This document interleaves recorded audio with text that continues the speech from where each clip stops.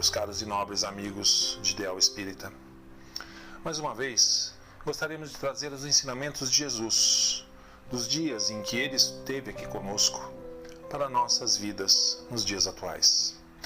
Hoje falaremos sobre as riquezas do mundo, que no Evangelho, segundo o Espiritismo, são trazidas no capítulo 16. Não se pode servir a Deus e a Mamon. Tentando refletir sobre a real importância dos bens materiais em nossas vidas. Pois há pessoas que se importam muito com as conquistas dos bens materiais. E o pior, hoje em dia, há pessoas que se declaram materialistas, que dizem não crer em Deus, nem em nada além do corpo material. Quantos sofrimentos o materialismo causa nas pessoas, quantas frustrações gera, pois no materialismo não encontramos respostas para a grande maioria dos sofrimentos humanos. Seria possível o materialismo consolar uma mãe que viu seu filho perecer com uma doença cruel e sofre com a sua ausência? Seria o materialismo capaz de trazer paz aos parentes daqueles que buscam a fuga das dores do mundo, no suicídio terrível, que é um dos piores, se não o pior crime que podemos cometer ante ao nosso Criador? Trazer refrigério para almas aturdidas ante a separação dolorosa que a desencarnação proporciona. Há aqueles que ainda não entenderam que essa separação é rápida e provisória. Não promovemos aqui a crítica aos bens terrenos, nem mesmo os condenamos, pois as riquezas e as moedas são necessárias para a nossa sobrevivência. Porém, estas não são as coisas mais importantes em nossas vidas. Como comparar a felicidade de uma aquisição, tal como a de um carro novo ou de uma casa, com o abraço daqueles a quem amamos e estimamos muito, ou mesmo daquele que se recupera de uma doença grave, ou daqueles que muitas vezes estamos distantes por motivos que não nos cabe citar e os reencontramos? Quanta felicidade isso pode nos proporcionar! Isso o dinheiro não pode comprar. Quantas pessoas trocariam a sua fortuna por sua saúde e não o podem fazer? Uma pergunta nos cabe fazer nesse momento, em que a humanidade tem tanta sede de paz. O que levaremos dessa vida para a nossa vida real? Levaremos o que adquirimos ou o amor que conquistamos? Pois só o amor consegue transpassar todas as barreiras físicas e nos acompanhará em toda a nossa existência. Jesus, sabendo disso, nos trouxe ensinamentos profundos em seu encontro com o moço rico, que nos é relatado de forma extraordinária por Amélia Rodrigues, o que nós contaremos ao sabor de nossa própria emoção. Aquele jovem encontrava-se em um momento de profunda emoção. Sabia durante toda a sua vida que haveria um momento especial, e este havia chegado. O céu, dourado pelo pôr do sol, um ar abafado, os sons da natureza já começavam a silenciar. Mas aquela voz não silenciava em sua mente.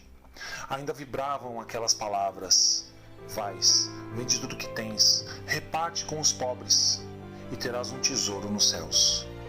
Vem e me segue. Como explicar o que aquelas palavras provocavam nele? Havia um perfume que impregnava, um magnetismo inconfundível. Nunca mais esqueceria aqueles olhos, que eram severos, eram profundos, mas também doces, suaves, tais como duas estrelas encravadas em céu escuro, que davam direção àqueles que estavam perdidos. Ele tinha sede de paz, a paz que muitas vezes as posses materiais não trazem.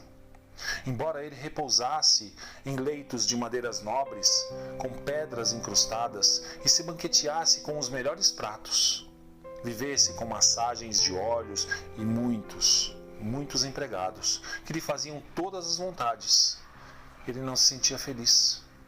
Suas arcas estavam cheias de ouro, porém faltava-lhe algo que não conseguia explicar. Seu palácio era luxuoso e rico. Tinha muitos bens valiosos, mas seu coração estava vazio. Era ele jovem, seu corpo forte e vigoroso. Era belo, um verdadeiro príncipe, mas toda a riqueza que lhe rodeava não lhe dava o que ele realmente buscava. Havia uma busca por um amor que ele ainda não entendia. As competições na cidade de Cesareia eram seus objetivos, mas não sabia se realmente isso lhe agradava ou era simplesmente uma fuga. Pela primeira vez em sua vida, sentia-se profundamente modificado. Aquela voz, aquela ordem que aquele homem houvera lhe dado, ecoavam ainda em sua alma, lhe calavam fundo. Interiormente gritava ele: irei contigo, Senhor, mas... Este mas, que nos atormenta, em que todos os tempos nos faz hesitar, nos leva a desistir e nos obriga a retornar para fazer aquilo que não fizemos. Naquele momento, não cabiam mais dúvidas. As festividades eram para ele muito importantes. Somente uma pergunta não conseguia se dissipar em sua mente: de onde conhecia aquele homem? Sentia uma vontade de segui-lo, mas não podia. Afinal, as competições eram vitais para ele e para aqueles que esperavam muito dele. De onde o conhecia? Procurava recordar, fazia um esforço incrível, mas não conseguia lembrar-se. Ao vê-lo de longe naquele dia, era como se já o conhecesse, como se reencontrasse um amigo muito especial. Quando seus olhos se encontraram com os dele, sentiu-se como que desnudado. Seu coração acelerado batia forte em seu peito. Muitas emoções vibravam naquele momento em seu ser. Jamais se sentira assim antes. Tamanha emoção levava-o a pensar em arrojar-se aos seus pés. Num dado momento, percebeu que o estranho sorria como se o esperasse, como se o amasse. E ele sabia disso. Era uma luta interna para quebrar aquela sensação, aquele torpor que o paralisava.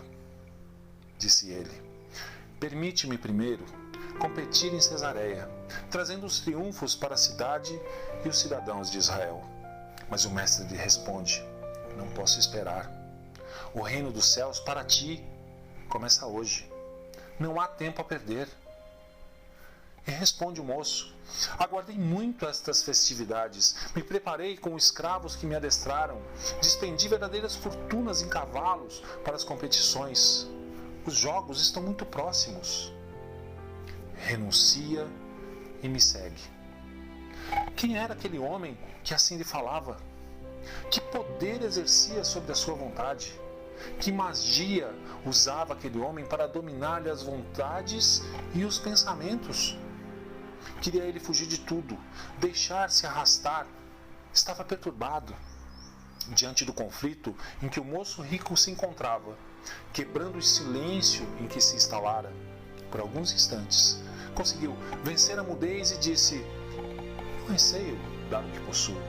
O dinheiro, o ouro, as pedras preciosas, os títulos, tudo isso se esvaem com o tempo, mas, novamente o mas. Dá-me a ti mesmo, e eu te oferecerei a felicidade sem limite, disse o mestre. Que alto prêmio, mas que pesado tributo, pensou o jovem moço desanimado.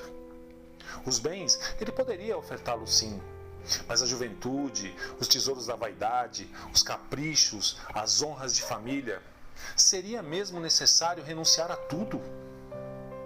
O rabi aguardava em silêncio a sua resposta. E ele se desesperava. O diálogo tornara-se impossível. De súbito, o príncipe se lembra que os amigos o aguardavam na cidade, que outros compromissos o esperavam e deveria debater sobre a grande corrida a qual deveria competir.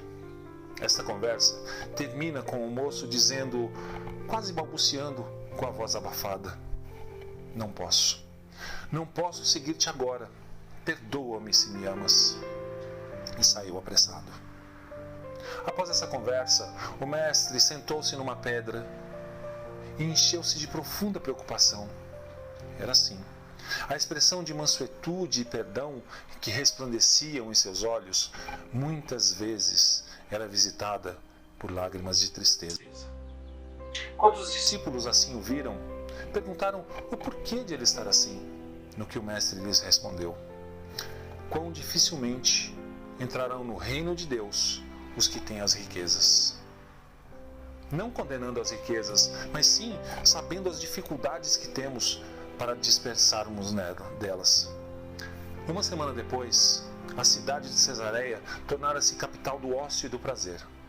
As festividades haviam começado aos sons das trombetas, e as competições já se haviam iniciado. Os gladiadores em seus combates e as competições de bigas, quadrigas também já estavam em curso.